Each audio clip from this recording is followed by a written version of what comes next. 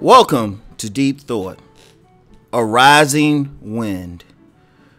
Just real quick, I'm about to get into some more political stuff, but, the thing about deep thinking, it has to encompass everything and it has to be holistic. So, I could discuss sports on this channel one day and there's a holistic meaning, a deeper meaning. Now, today I'm more discussing politics. And particularly the March for Our Lives this past weekend. I'm going to tell y'all what. That's powerful. We have a rising wind out here. We have a rising wind of change out here. If you really look at revolutions, and yes, I'm going to say the word revolution, they come from the youth. They come from the children. They come from the young people who want to see a change, right? And indeed, see, a lot of people think revolution is bloody, and it can be. It can be, but a revolution can be peaceful. Because all a revolution is a change. In fact, to be honest with you, a bloody revolution is probably the worst type of revolution because you got to use force. The most powerful revolution is one where it's a change in people's behavior, a change in their attitudes. And one of the beauty, there's a lot of people who complain about the United States. They complain about the system. They complain about everything.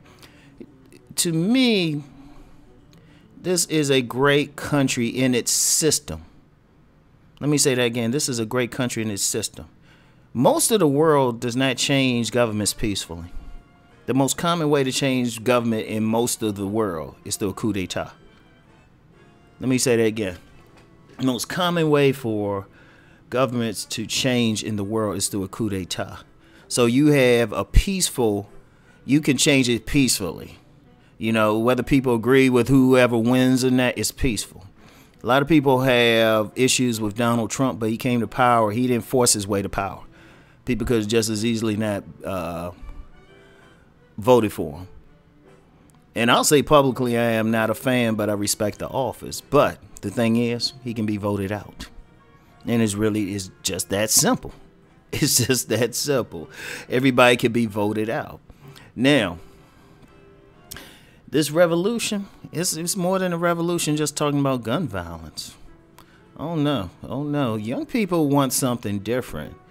One of the, it's interesting about that. And that's how it really is supposed to be. The elders are just supposed to give advice. At some point, they need to turn it over to someone younger to actually govern. The elders, our politicians should be in their 30s and 40s.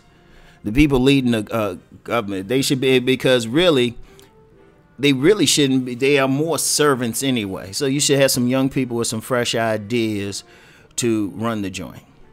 Whereas the elders, they supposed to be giving advice. When the people running things are coming into some problems, they can go to the elders because the elders probably faced it just in a slightly different context. But to say they still might, they been through the issue. That's how it's supposed to be. We have something now where you have people holding on to power and holding on to ideas. I've said publicly on my other channel, when I'm talking about relationships, it basically hasn't changed. But see, that's human nature. That's sexuality. And then that's deeper than any politics anyway. But when we talk about political systems, attitudes, how we do things, how we govern things, that's changing. It's supposed to change. It's a different age now.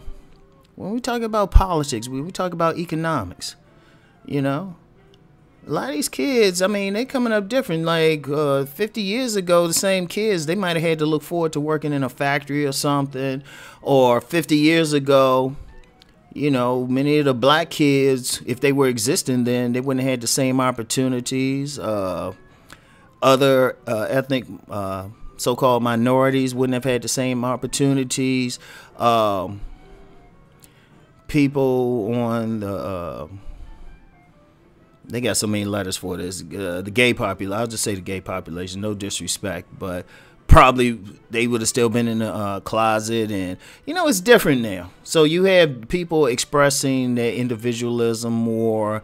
You have more people creating communities around their specific interests and everything. More subcultures. In fact, the world of the future will be about organized subcultures. In fact, I don't know if I'll always do something. I'm going to do, that's going to be my next one. See, that's why I like talking out stuff, because then I can figure out stuff. All right, took care of that. Yeah, it's going to be different. And, what we're seeing, young people, they're saying, hold up, we're not going to go this way. We are going to blow away this stuff. It's going to be a rising wind. And I wish I could take credit for the term, using that term, a rising wind. But I actually got it from Japanese manga. Manga, I'm not even sure how to pronounce it. Japanese comic book. I have on my shelf. And anybody, if they check any of the pictures out, I have of me, thumbnails and something. They might, if they zoom in, they could probably see it. It's a comic series called Sanctuary, right? And it was about two Japanese young men who had been in the killing fields of Cambodia. I mean, this was set back in the 90s, but they had been children in Cambodia when Pol Pot was there, and the Khmer Rouge. So they survived that, came back to Japan, and what they saw was corruption. So they wanted to change things. And it was an interesting thing because one did it. It was a theme of yin and yang, light and dark. You had one character who went into politics, and his plan was to take over the country politically. Then another one went through the underworld, and his plan was to take over the Yakuza, the Japanese crime families. And their whole plan was just to transform Japan that way. So in one of the things, the politician, he called his party. He started a new political party, the Rising Wind. So that's why I use that term, and that's what's happening out here. When I see these young people speaking, when I see they articulating their needs, it's going to show up in the not only will it show up in the ballot box, and it will. These politicians need to be paying attention. In 2020, some of these kids who are maybe 16, 15, 16 will be 18. And with the right politician, especially the Democrats, they really need to pay attention. Because with the right politician, they can easily take back the White House and they can sweep along. But see, one of the problems, and I'm just going to say this, one of the problems they have is they need some young blood too. I'm going to tell you what, it's politically, this is a ripe time for a new political force. Like, change the system. I mean, first of all, the system is jacked up when you have only two major parties that have automatic access to ballots. Think about that. It might as well be a one-party system. And that's one issue. I mean, other parties, of course, get on the ballot, but they got to do a lot of work. They don't have automatic access. And maybe a young people, we never know. We never know, because they might say, you know what, both wings of the Republican Party are corrupt. They might say we just need something new.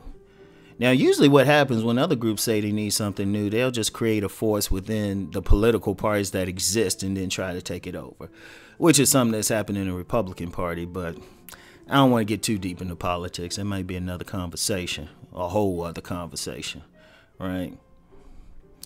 In fact, should I do? Nah, I'll leave that one alone for now. But the thing is, it's a change, and we're witnessing it now. You know, we're witnessing it. We're seeing these young people, they're speaking, they're articulating, and they automatically becoming active. Now, I'm quite sure you're going to get some older folks who are trying to retain power who will try to co-opt their message or try to bring them in, which is, you know what, on a pure logical basis, that's normal. But I think there will be a change because it's different. Like I said earlier, it's different. The young people, they think different. They more open. Yeah, it's not the world of 50 years ago where, you know, it was like, hey, we got to follow like the white mainstream. Heck, even whites didn't didn't want to follow the white mainstream. People freer now. They want, and the thing is, everybody wants freedom of expression, but they also want to feel safe. I mean, the gun violence thing, yeah, that's a catalyst, but trust me, people gonna bring in some other stuff unless they co-opt it. But I have a feeling, honestly, I don't think they're gonna be as co-opted easily. I don't think they're gonna be co-opted as easily. I really don't. This is one of those things, and it needs to be a change. It needs to be. It needs to be. You know, some stuff just isn't working anymore. Really, just the core issue of what brought this about is, I mean, kids shouldn't have to go to school and worry about whether or not they're going to get shot. In the period since that Parkland shooting, my son's high school has been locked down twice. And it's in a fairly affluent area. So I'm just like, wait a minute. You know, people getting, you know, it's crazy. And it needs to stop. You know, it needs to stop. And this rising wind that's rising, it's going to change things. It's going to change things. My part, hey, people reach out to me. I give guidance and stuff, but, you know, I'm going to let them lead. Let them do their thing. So, anyway, that's it for today. Just think on this. Peace and blessings.